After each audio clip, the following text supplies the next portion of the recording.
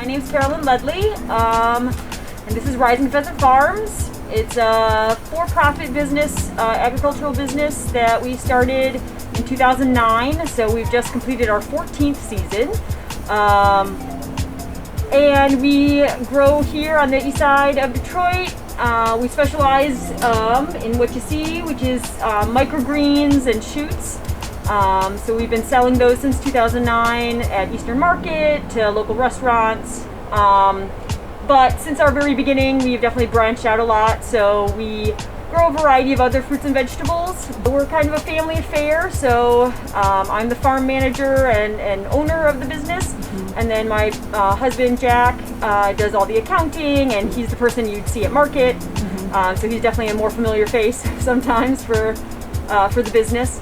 And then one thing that's particularly unique about our farm is that we're all bike-based. So we take everything to market by bike, and that all our deliveries and that is a big fundamental part of our sustainability, both economically, but obviously environmentally and socially as well.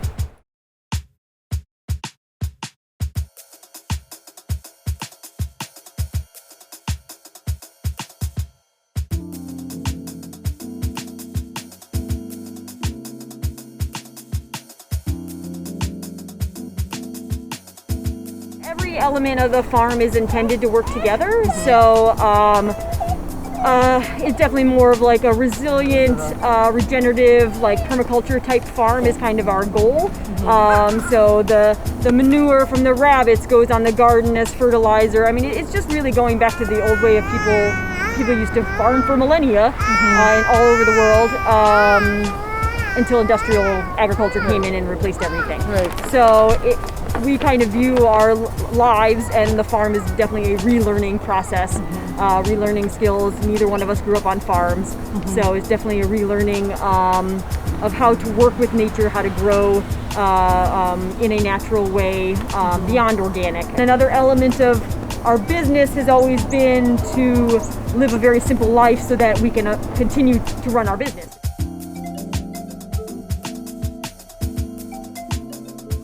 All our systems here at the farm, it's a continual process to figuring out what is the most sustainable.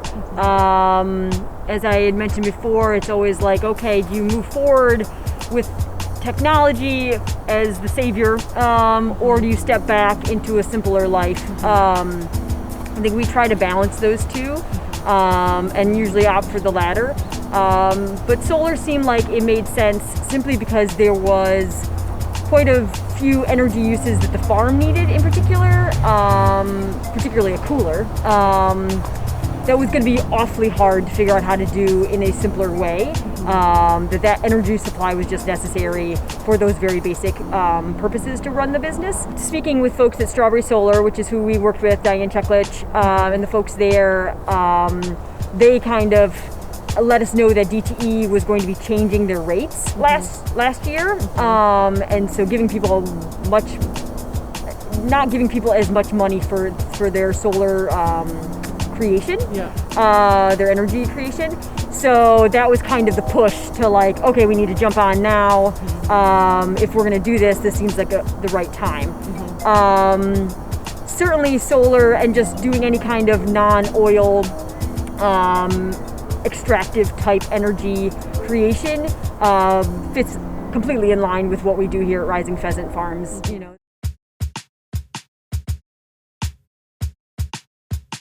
We also worked with D2 Solar, who pairs with Strawberry Solar to have affordable solar panels available. It was both the DTE rate change that kind of pushed us into gear, but also they had let us know about this Rural Energy for America grant that the federal government had going.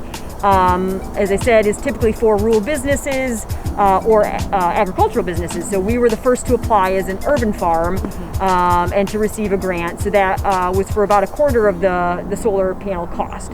So the fact that we were able to get that, the fact that the rate was changing, it seemed like a good time to make the decision.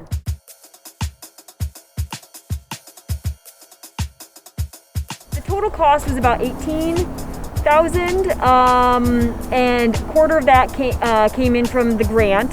And then we ran like a GoFundMe-esque crowdsourcing fundraiser all last summer. So that raised probably, it was about $10,000 from that. So I attribute that mostly to, the decade of time that we put into our community as a business. I think being at the farmers market and building relationships, as opposed to just having all our stuff go to grocery stores or restaurants, we have a lot of dedicated customers and a CSA base that we're really excited to support us. We're excited that we could take our produce offerings, and not only is it bike delivered, that it's also solar, produced. And then obviously, personal business funds also supported the purchase.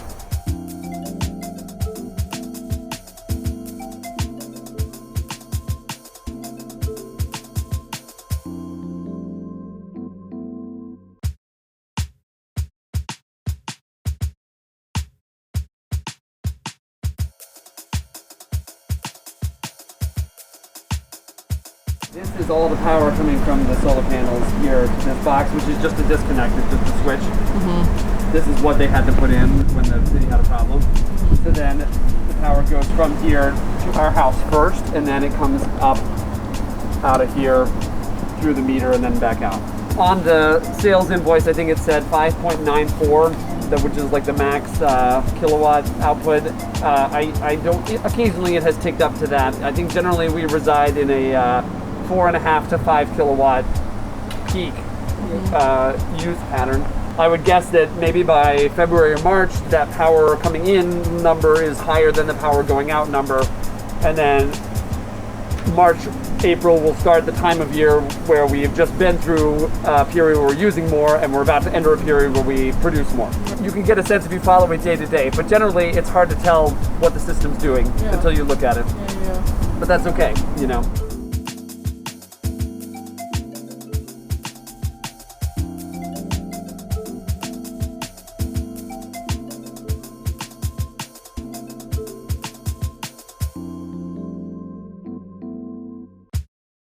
But even that is kind of, are you aware of CoolBots? It's like a well-known thing among growers where you use a regular air conditioner to build a DIY refrigerator. So even that is certainly more efficient than that's right, than a commercial refrigeration, for sure. I feel like this is our humble, like tiny little analog.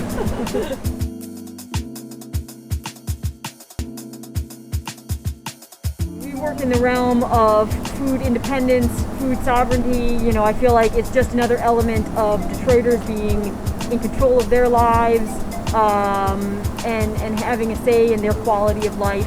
Detroit is definitely a city that is used to taking care of itself and being resilient, and I feel like it is a place that solar or any other kind of system that helps with that resilience, it would be a great tool.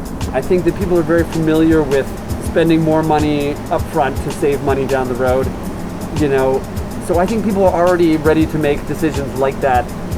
And I think solar now is one of these things that's becoming mainstream that doesn't seem so crazy, I think people are primed to make that decision as soon as it's explained, how to make it.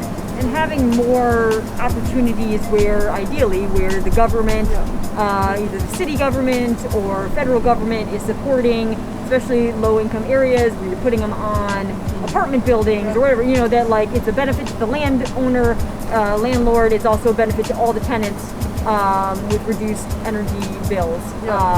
Makes so much sense, but it's something that obviously it takes some amount of capital to do if you're doing it privately, but with folks working together in city government, it's something that would be very accessible to the whole city if it was a priority.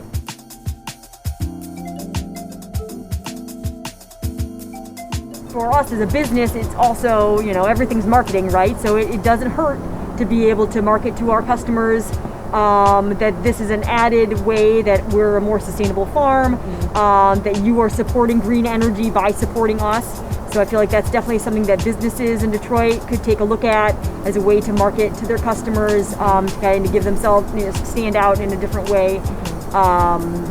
But yeah, I mean, I think it has been a wonderful addition to our farm, and we're really hoping that, like with the other organizations that are working in the city that we've had the pleasure to work with, that it hopefully be more accessible and more available. And like you said, getting rid of the stigma that it's only for a certain kind of person or a certain kind of place, and that it can be a very universal tool for all of us to benefit from. Yeah.